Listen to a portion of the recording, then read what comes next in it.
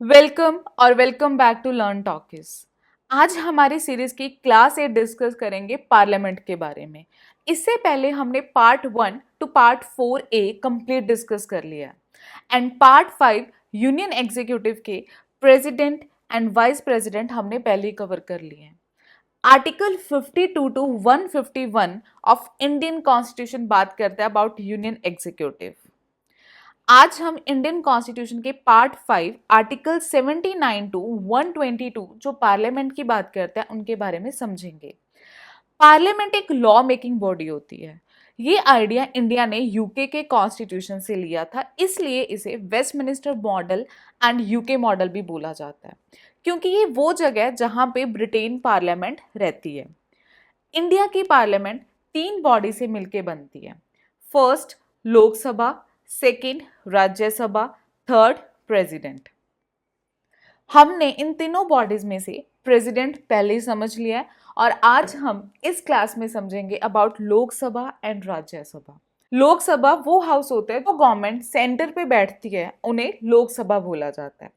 Present हमारी Lok Sabha 17th है और 2024 प्रेजेंट जिनके इलेक्शंस करवाए जा रहे हैं वो 18th लोकसभा के लिए करवाए जा रहे हैं। लोकसभा को house of people, lower house and temporary house भी बोला जाता है। सबसे पहले लोकसभा का नाम था हाउस ऑफ पीपल, बट 1954 में इसका नेम चेंज करके लोकसभा रख दिया था। और लोकसभा को लोअर हाउस इसलिए बोला जाता है, माना जाता है कि राज्यसभा के पास ज्यादा पावर है as compare to Lok Sabha.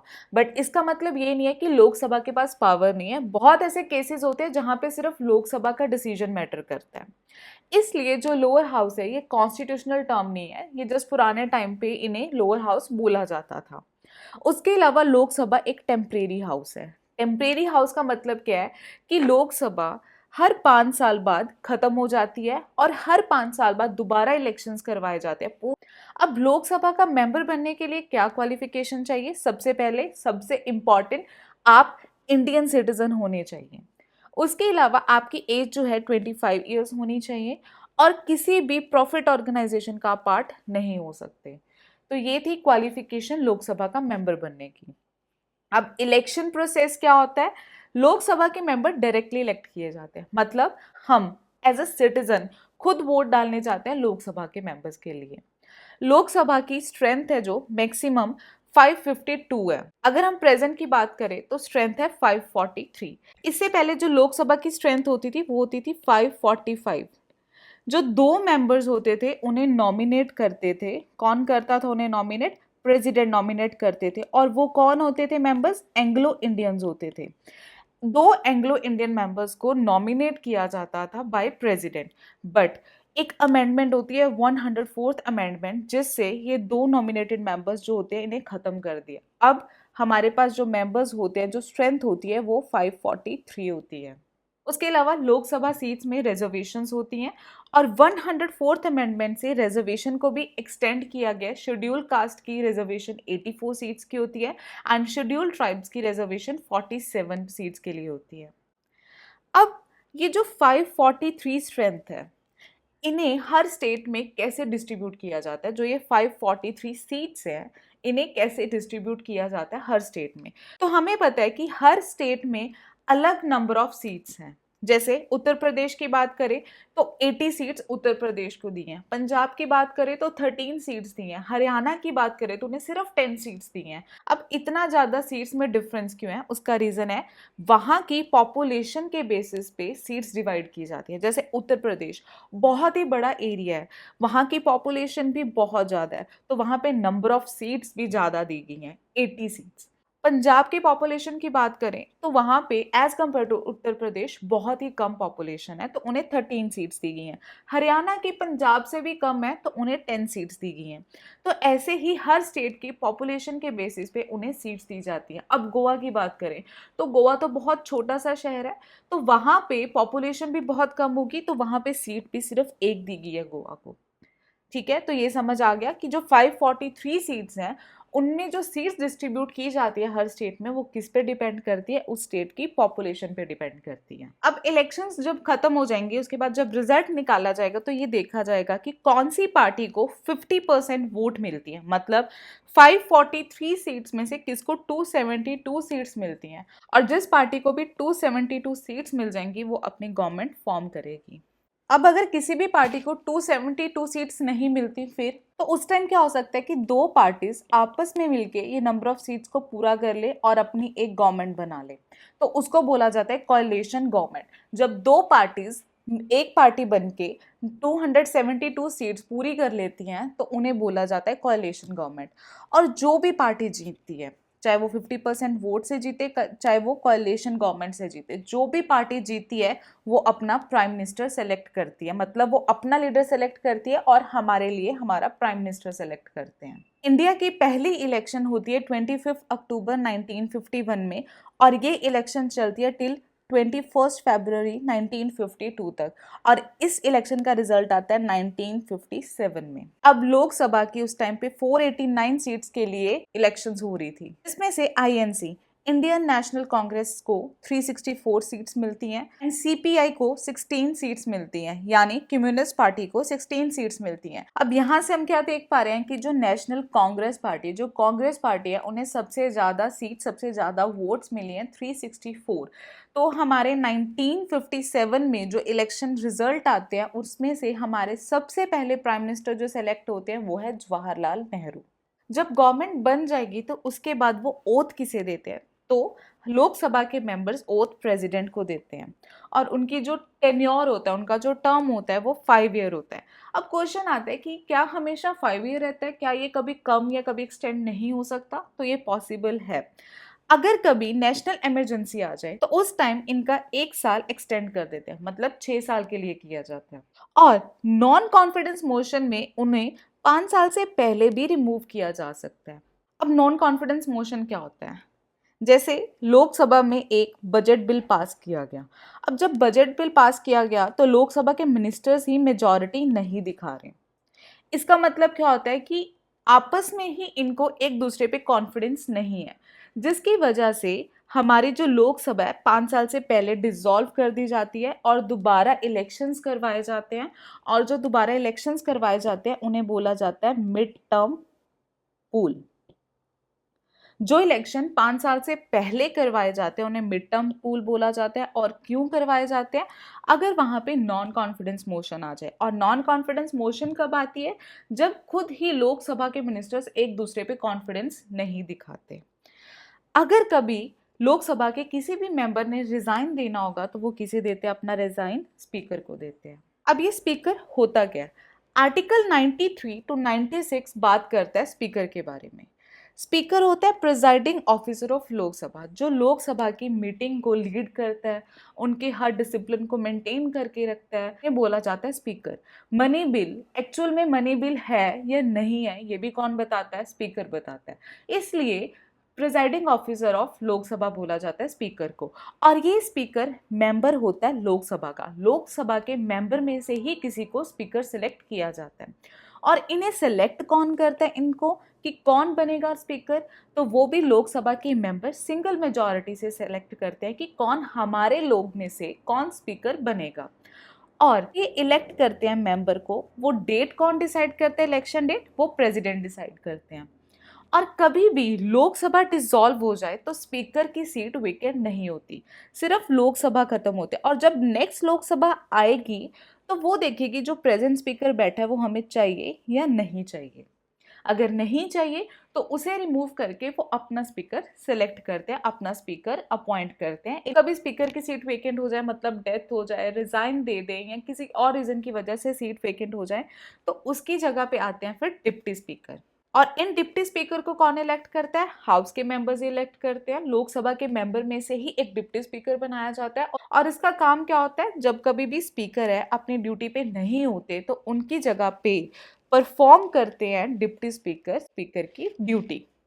But इसका मतलब ये नहीं है कि डिप्टी स्पीकर स्पीकर के अंडर काम करते हैं, ये एक इंडिविजुअल बॉडी है, ये अपना काम करती है, बट कभी सीट वेकेंट हो जाए तब ये स्पीकर का काम करते हैं। जैसे हम वाइस प्रेसिडेंट की बात करें, जैसे प्रेसिडेंट है, किसी भी रीज़न की वजह से ऑफिस में नहीं होते तो उनकी जगह पे आके कौन बैठता है, वाइस प्रेसिडेंट बैठते हैं। वैसे ही कभी स्पीकर एब्सेंट हो जाए तो उस जगह पे डिप्टी स्पीकर आके बैठते हैं। डिप्टी स्पीकर की सीट वेकेंट होने के भी चांसेस होते हैं, वो होते हैं जब उनकी डेथ हो जाए, रिजाइन हो जाए या उन्हें रिमूव कर दें। वैसे ही स्पीकर की सीट वेकेंट होने का भी रीजन सेम है, डेथ, रिजाइन या रिमूव कर दें। अब स्पीकर की इलेक्शन डेट डिसाइड करते थे प्रेसिडेंट, और वैसे ही डिप्टी स्पीकर की डेट सेलेक्ट करते थे स्पीकर। एक और स्पीकर होता है इसके अलावा, प्रोटम स्पीकर। प्रोटम स्पीकर एक तरह से टेम्परेरी स्पीकर होता है, इन्हें टेम्परेरी स्पीकर भी बोला जाता है। और ये स्पीकर एक सीनियर मोस्ट मेंबर होते हैं और इन्हें अपॉइंट कौन करता है, प्रेसिडेंट अपॉइंट करते हैं। अब प्रोटम स्पीकर कौन होते हैं, प्रोटम स्पीकर क्यों बनाए जाते हैं, क्या जरूरत पड़ी एक और स्पीकर ऐड करने की। अब देखो, हमने क्या बोला था कि जब लोकसभा सेलेक्ट होती है तो वो अपने मेंबर में से एक स्पीकर सिलेक्ट करती है। अब पहले लोकसभा बनेगी, फिर लोकसभा अपना स्पीकर जब डिसाइड करते हैं, जो ये टाइम बीच में आता है डिसाइड करने का, उस टाइम पे प्रिजाइड कौन करता है, प्रोटम स्पीकर करता है, to preside over the sitting of newly elected house.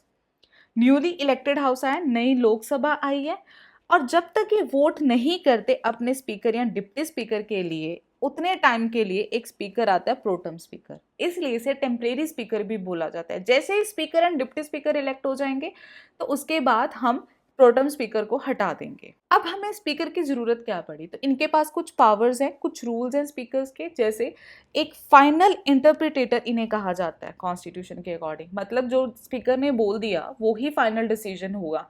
जैसे मनी बिल इंट्रोड्यूस किया है तो ये स्पीकर बताएंगे कि एक्चुअल में ये मनी बिल है भी है या नहीं है। अगर उन्होंने बोल दिया ये है तो पास हो जाएगा बिल। तो जो भी डिसीजन फाइनल स्पीकर बताता है वो फाइनल ही माना जाता है। इसके अलावा जब भी ज्वाइंट सिटिंग करवाई जाती है दोनों हाउसेस की, लोकसभा और राज्यसभा की, तो उसे प्रिजाइड कौन करता है, स्पीकर प्रिजाइड करते हैं। ये कब होती है ज्वाइंट सिटिंग, जब प्रेसिडेंट कोई भी ऐसा टाई वाली कंडीशन आ जाती है कि लोकसभा और राज्यसभा एक फाइनल डिसीजन नहीं ले पा रहे, जब एक डेडलॉक आ जाता है, उस टाइम पे दोनों हाउसेस को बुलाया जाता है। तो उन दोनों हाउसेस की जब ज्वाइंट मीटिंग करवाई जाती है तो उस टाइम पे उन्हें प्रिजाइड कौन करता है, स्पीकर प्रिजाइड करते हैं। जो थर्ड रूल है, कभी भी स्पीकर किसी भी चीज में वोट नहीं करेंगे जब तक उसमें कोई टाई नहीं आ जाता, कोई ऐसी कंडीशन नहीं आ जाती कि लोकसभा के मेंबर डिसीजन नहीं ले पा रहे, एक टाई आ जाता है कि हाँ ये बिल पास होना चाहिए नहीं होना चाहिए, तो उस टाइम पे स्पीकर का साइन मैटर करता है और उस टाई को खत्म करने के लिए, और इसे कास्टिंग वोट बोला जाता है। उसके अलावा जो फोर्थ पावर उनके पास है कि जब भी मीटिंग होगी उस मीटिंग में 1/10 मेंबर पार्टिसिपेट करने चाहिए, वहां पे प्रेजेंट होने चाहिए।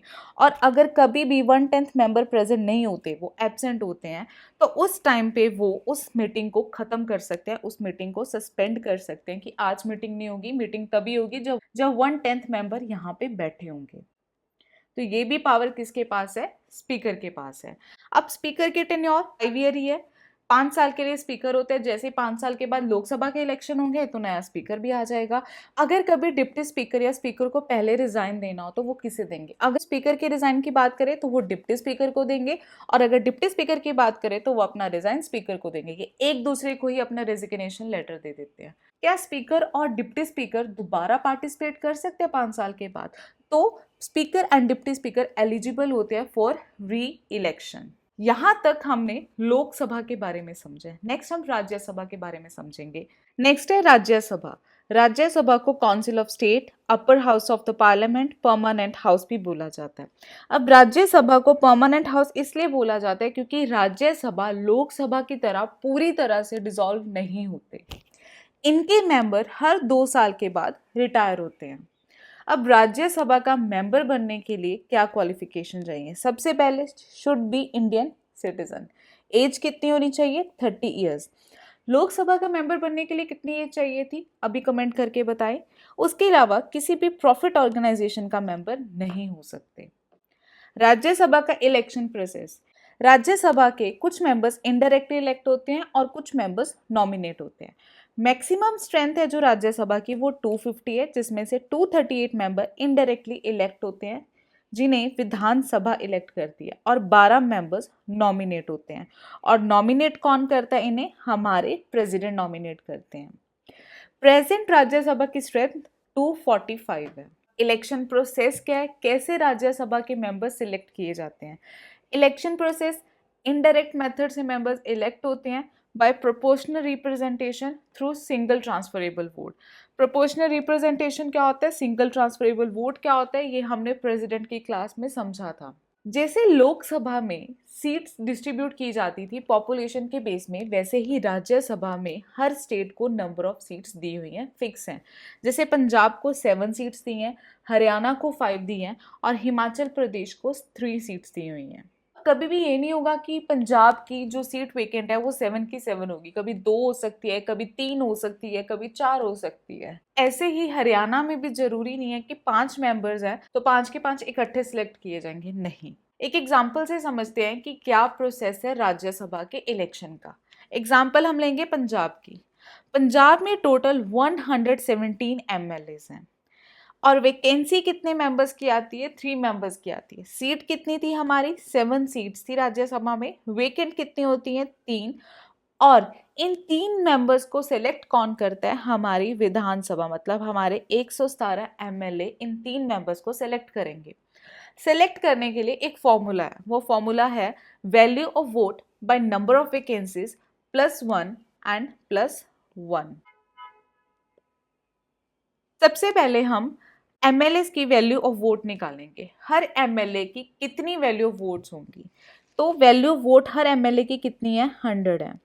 टोटल एमएलए कितने हैं, 117। तो 117 को हम मल्टीप्लाई कर देंगे 100 के साथ और क्या आएगा हमारे पास, 11,700। अब हम ये वैल्यू ऑफ वोट को इस फॉर्मूला में अप्लाई करेंगे। 11,700 बाय नंबर ऑफ वैकेंसीज कितनी है, 3 +1 एंड +1। अब जब हम इसे सॉल्व करते हैं तो हमारे पास आता है 3,902।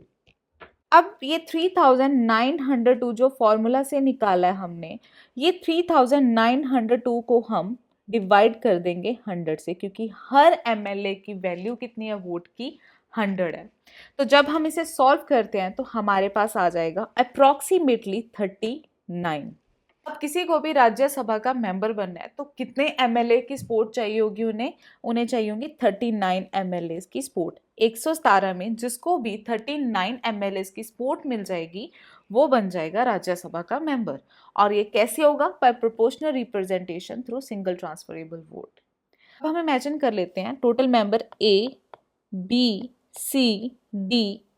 5 मेंबर्स खड़े हुए हैं राज्यसभा में इलेक्ट होने के लिए, बट हमें कितने चाहिए, हमें सिर्फ 3 चाहिए।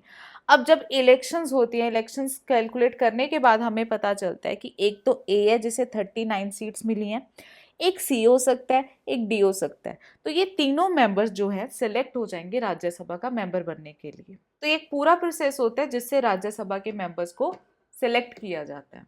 राज्यसभा के टेन्योर जो है वो 6 ईयर है। हर 6 साल के बाद मेंबर जो है रिटायर होते हैं।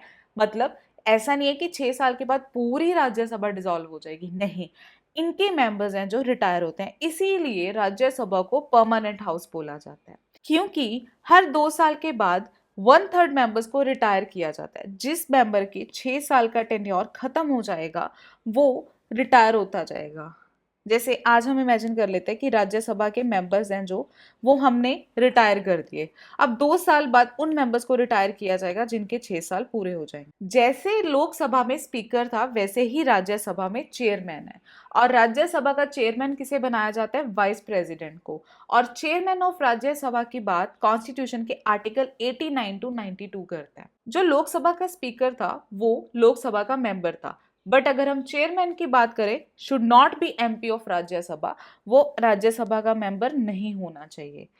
उसके अलावा उन्होंने बोला कि अगर वाइस प्रेसिडेंट अपने पोजीशन को छोड़ देंगे या रिजाइन दे देंगे या उन्हें रिमूव कर दिया जाएगा, किसी भी रीजन की वजह से वो वाइस प्रेसिडेंट की पोजीशन से हट जाते हैं, तो वो चेयरमैन की पोजीशन से भी हट जाएंगे ऑटोमेटिकली। जैसे लोकसभा का स्पीकर वोट नहीं करता था बट जब टाई आ जाता था उस टाइम पे वोट करता था, वैसे ही चेयरमैन है जो राज्यसभा का वोट नहीं करेगा, बट कभी भी टाई आ जाएगा उस टाइम पे वो वोट करेगा, और इसे क्या बोला जाता है, कास्टिंग वोट। जैसे लोकसभा के स्पीकर बोलते थे कि जब तक मीटिंग में 1/10 मेंबर हैं जो प्रेजेंट नहीं होंगे तब तक मीटिंग नहीं करवाई जाएगी, वैसे ही चेयरमैन बोलते हैं राज्यसभा के, जब तक 1/10 मेंबर टोटल स्ट्रेंथ में से प्रेजेंट नहीं होंगे तब तक मैं मीटिंग नहीं करवाऊंगा, और वो मीटिंग को खत्म कर देते हैं। जैसे लोकसभा में डिप्टी स्पीकर था, वैसे ही राज्यसभा में डिप्टी चेयरमैन होता है। चेयरमैन मेंबर नहीं हो सकते राज्यसभा के, बट डिप्टी चेयरमैन जो है वो मेंबर होंगे राज्यसभा के। और इन्हें इलेक्ट कौन करता है? इन्हें राज्यसभा के मेंबर्स ही इलेक्ट करते हैं। और कभी भी चेयरमैन एब्सेंट होंगे तो उस टाइम पे ड्यूटी कौन परफॉर्म करता है? Deputy chairman. यहाँ पे स्पीकर नहीं आएगा, यहाँ पे हम चेयरमैन लिखेंगे। In the absence of chairman he will perform the duty of chairman. जब भी चेयरमैन एब्सेंट होंगे उस टाइम पे ये ड्यूटी परफॉर्म करेंगे चेयरमैन की। बट सेम वैसे ही इसका मतलब ये नहीं है कि वो चेयरमैन के अंडर काम करते हैं, इसका मतलब ये कि वो इंडिपेंडेंट बॉडी है। बट जब भी कभी ज़रूरत पड़ेगी उस जगह पे बैठने की तो उस जगह पे डिप्टी चेयरमैन जाके बैठेंगे। अब एक लास्ट चीज़ है, हमने बोला था जब भी कभी ज्वाइंट मीटिंग होती है राज्यसभा की और लोकसभा की, उस टाइम पे उसे प्रिजाइड कौन करता है? स्पीकर। और कभी स्पीकर एब्सेंट हो जाए तो कौन आएगा? Deputy speaker. और अगर ये दोनों ही एब्सेंट हो जाएं तो उस टाइम पे इस मीटिंग को प्रिजाइड कौन करेगा?